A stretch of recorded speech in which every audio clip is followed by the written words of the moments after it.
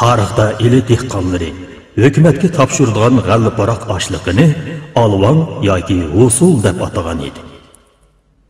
O'tmishning ashu qora kunlarida yilda-yilga ig'irlashayotgan alvon daslidan hisobsiz so'riqchiliklarni tatgan dehqonlar oxiri kelganda qozon qumush, ostiq solgan tegiz bechaklarini setib, alvonni tugitalmay har tarafga sarsam bo'lib ketgan.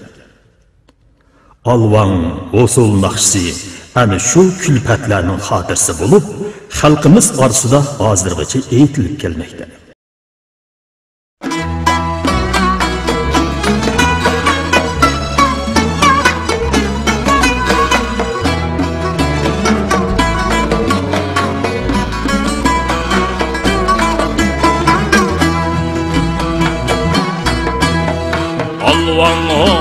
Solum tola kuyaydı sevmek İşim yok ayar Bu sol koymisam tiriklikte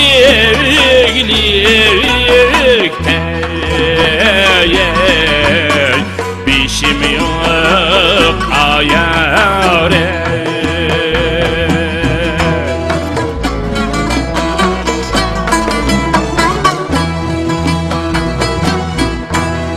Akşimi yatar çağda sallarga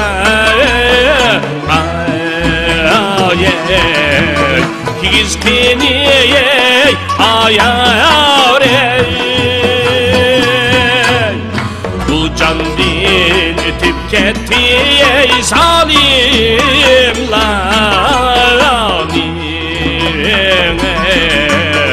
Kılgını ayar Bu can din ötüp gitti zalimlani